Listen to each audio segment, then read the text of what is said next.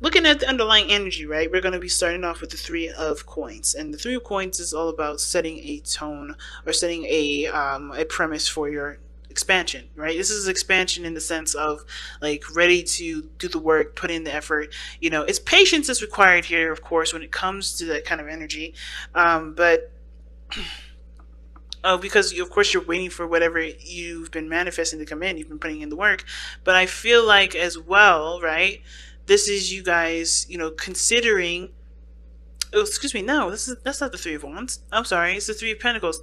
I don't know. I've seen that as Three of Wands, but this is honestly you guys planning for the future, trying to figure out, you know, based off of everyone's weaknesses and strengths, how you guys can move forward. You know, what benefits, what you guys, you know, what you guys benefit from the most working together.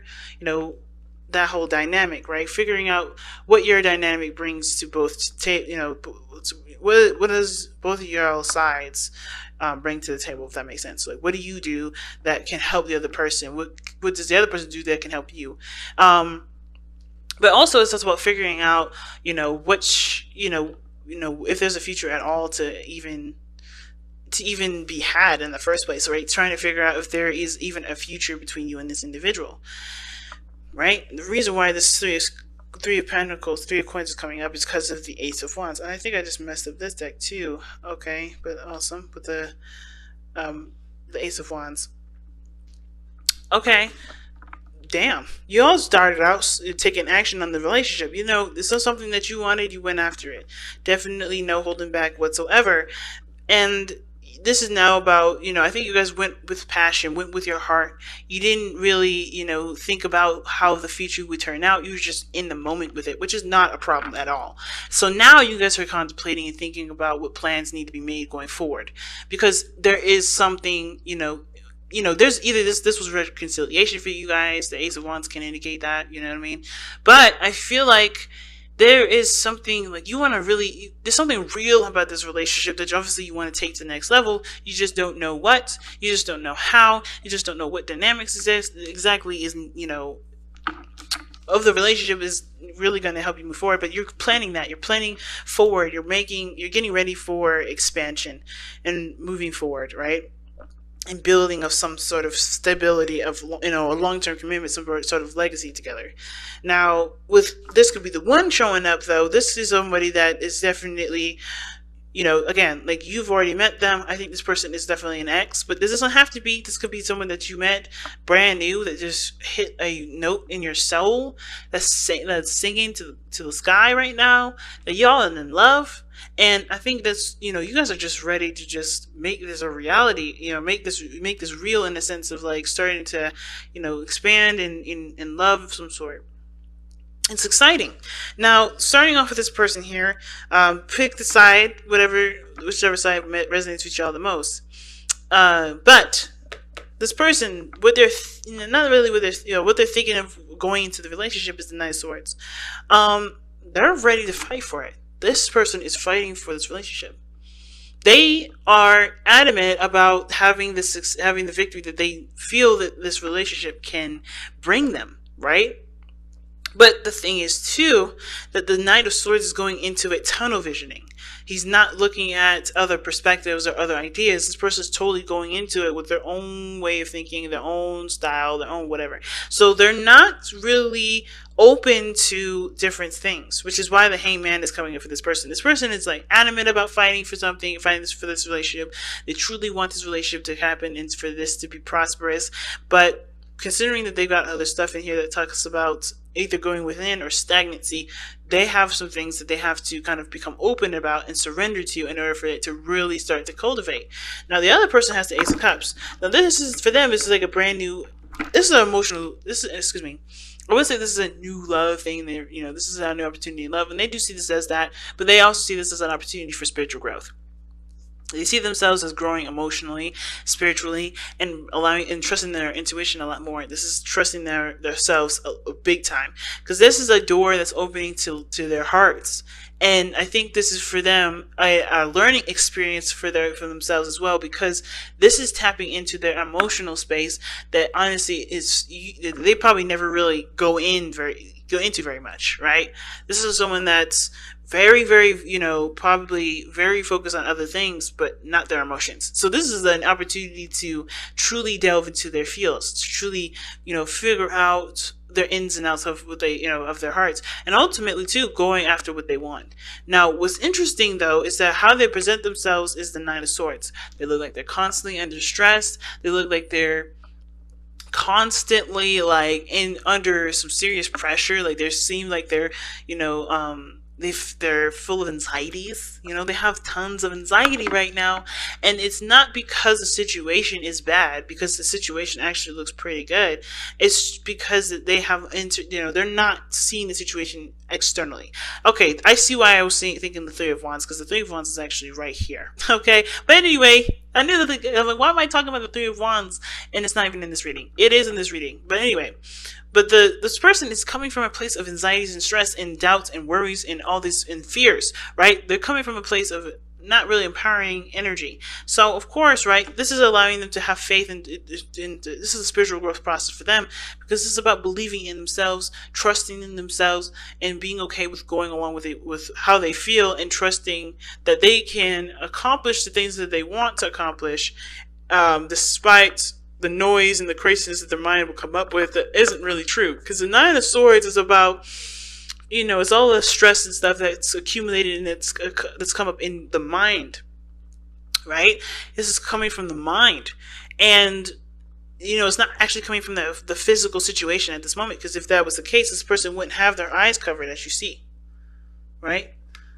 This person is actually holding their children, it looks like, holding their children and looking out at the darkness of the swords. So, it's interesting with this deck, because this person actually is seeing the situation outside, but they're looking towards the darkness, right? They're looking towards that dark spot, the darkness in the crevices of their mind. If swords are representations of thoughts, they're looking at the darkness of their mind, the darkness of the thoughts. So they're not able to really see the situation clearly, because they're not looking at the situation. They're looking at the thoughts. They're looking at the things that either they've experienced in the past that they don't want happening again, or they're just not very, they don't feel very secure. Okay. Now, that being said, this person here has got some things to change as well. Like, for instance, with the Hangman coming up, right? It talks about surrendering to a different perspective. Like I said, this person's tunnel vision in this relationship. They're adamant about fighting for it, but they have to see something from a different perspective. They have to see the situation from a totally different angle. And even though this person is trying to trying to take action in the relationship, perhaps, or thinking that this relationship is needing of action being taken, the Hangman is showing that they're not doing anything. And it's not because they can't do anything. It's just because that they're the way that it's like they're hitting a brick wall with the way that they're going about it, and they have to you have to see something from a different perspective. They have to go about it with a new idea or a new way of kind of thinking and communicating in order for there to be an impact. Because I think this person is like, no matter how hard this person is coming at them, there's no effect. Right? This person is in a situation where there's no changes, nothing changing. The situation is still fucking the same. But the thing is that if they see this person from their perspective, right? If they take a look at their, this person, or put the shoes on of this person, they'll be able to understand what they need to do in order for there to be progress, right? Progress is the fundamental problem for this relationship, because there doesn't seem to be very much. Somebody's like, even though this is a new beginning, emotionally, this person is still scared. This person is still worried. This person is still stressed. This person is still, entertaining thoughts that don't encourage growth.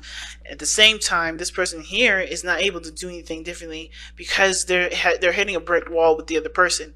They can't change it because they're not seeing the situation from the perspective that they need to see it in order for things to change, right? So they have to kind of like wear the shoes of the other person in order for them to understand and to create true progress. So, and that's hard, right? I'm going to actually pull another one for that, because I'm going to see what do you guys need to see of this other person. And it's going to be very different for a lot of you guys. It's not going to be the same for everybody, but it does help to kind of get some sort of ideas of what area or what perspective do you need to surrender to, or is it surrendering personally, like surrendering altogether, like not taking action whatsoever, just allowing the other person to do their thing, and you just kind of be open to it, you know, because it may be that the situation is not calling you for you to do anything. It is you actually, this person or whoever. I say you, I mean I'm talking to the other person, whoever identifies with this. This person may be so adamant about getting something that they don't realize that they need to not do that. They may need to just chill, take a step back, not do anything, and actually just be open to things coming in, open to love coming in. Because if they're doing too much, if this person's doing too much, they're going to be, it's like forcing a situation, right? You're going to be, you know, possibly doing the opposite of what you want, right? Instead of making progress and being the person that always does something, you're always going to see situations that don't change. So this person may have to actually take their foot off the gas and actually just coast. You know what I mean? Just coast with it, because that's what I'm getting. This person may just need to coast, and this person needs to just kind of like see that this, you know, the full throttle is no longer on for this person, and maybe that'll give them space to breathe. Who knows? But this person, the reason why they have the Hangman and the Knight of Swords in their mind space, right, is because of the Hermit. Obviously, this is someone that's definitely gone within, figured, you know, they know their power, they know their strengths, they've healed, they've done the things that they need to do to be able to go out there and fight for what they want, because they've taken the time out to figure out exactly what they needed within themselves and what they needed to know about themselves to be able to, you know, start even considering a future. But at the same time, I feel like this is someone that still kind of considers themselves on a solo mission and thinks that they need to do everything by themselves, which is why the Hangman is coming up here, because there's nothing that can happen if you're constantly in the state of, I'm going to do this by myself. I can make sure this happens. I can make it work. Independence is great, but when you start thinking that you can do things on your own in a dynamic of a relationship and you expect, you know, goodness and balance in the relationship, you're not going to see the results very happy. You know, you're not going to see good results from that. You're not going to see the results that you want, because if you're doing all the work, you're always going to see yourself. You're never going to see the other person, because you're not considering the other person or giving the space needed for the other person to do what they need to do. Now, the other person, the reason why they're showing the Nine of Swords and they're present, like, why they're looking like they're stressed all the time and under a serious amount of stress and anxiety, and the reason why they're thinking of the Ace of Cups, you know, being emotionally open, having, you know, taking this opportunity to grow emotionally and spiritually, is the Three of Wands.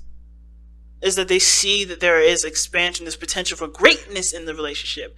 But of course, there's work that's going to be needed. And I think that this is the doubts of their capability of doing it, right?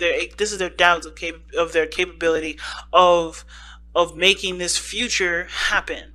And so it's not about whether or not the other person works with them or not. It's about if they can do the work that they need to do. If they can, you know, do what they need to do to accomplish that. And at the same time, this person may have done work before, and they may have, you know, they may have been, you know, doing some things in regards to the relationship to improve it, and they have yet to see the results of it. And I think here's the thing, right? I think it's going to take time, of course, understanding that there's going to need to be time dedicated to growing a healthy relationship, because nothing happens overnight. And I think this person's anxious because it hasn't happened yet. Something that they've been, you know, improving, right, is not quite yet ready to come in yet, because they're not in a position of accepting that. So they're not open to it either. Even though they know this is a brand new beginning, their hearts have to be open, they're not open to it because they're stressed about what could go wrong. If they stop thinking about what could go wrong and be open to the possibilities of greatness to come into their lives, things can really start to grow and prosper. But right now, this person has to find the faith in the self, and the relationship is helping them do that. It's forcing them to look at themselves and figure out where their strengths are, so that way they can expand in their life. Because the King of Pentacles, it's interesting, what brought you two together is the King of Pentacles. Independence and stability that you guys show yourselves, right? It's very interesting. I'm actually going to pull an extra card for that, because I don't quite know why the King of Pentacles is coming up for, you know, what brought you two together. It could have been that a Taurus brought you two together. It could have been that, you know, financially you guys were, you know, set. But the King of Pentacles knows his worth, knows his value, ready to commit. The King of Pentacles. Why is the King of Pentacles coming up as the reason as to why Sagittarius and their soulmate is together? The King of Wands. Wow, damn. Excuse me, guys, my throat's going crazy. But the King of Wands is the reason as to why the King of Coins or the King of Pentacles is what brought you two together. So passion and honestly commitment. Like you guys felt stable and safe in this relationship. You felt like you guys were grounded enough to be yourselves. What brought you two together was you guys, okay? Like your energy, your fire, your energy of getting that person, getting the person that you wanted. That's on you. Like the reason why you guys are together is because this was what you wanted. You knew your value, you knew your worth, and you went and got it. Or somebody of fire energy definitely was, adamant about having the relationship, right? Because the King of Wands only does what he wants to do, and he can be extremely ruthless. And the King of Pentacles is very practical, very solid, very stable, and they're of grounding energy. And I kind of feel like both of you guys are, well, one of you guys is the King of Wands, and one of you guys is the King of Pentacles. So you guys both, in your own ways, brought each other together.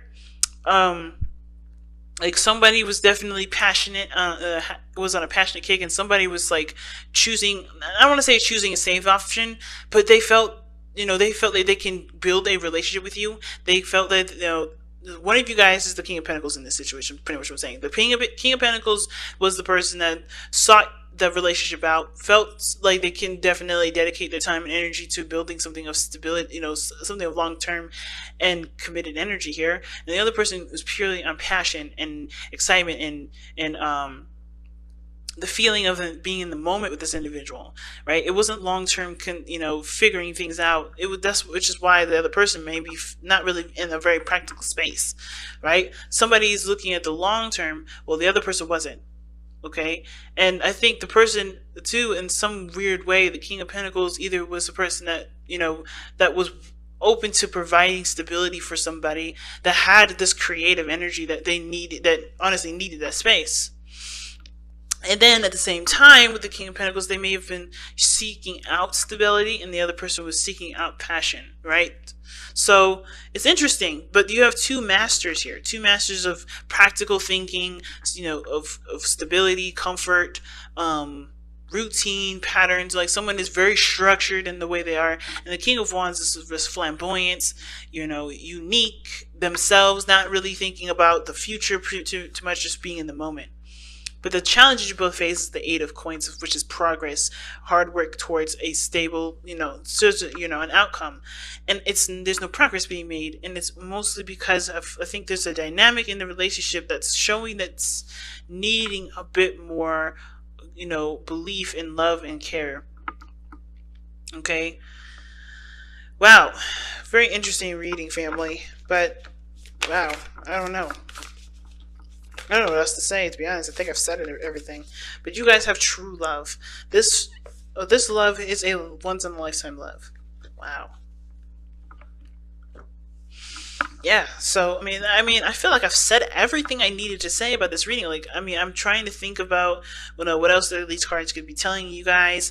And I feel like the biggest thing that I guess to take from this reading is that, being open and surrendering to the situation, surrendering to to what's actually happening, what's actually real, what's going on. That's the best way to move forward.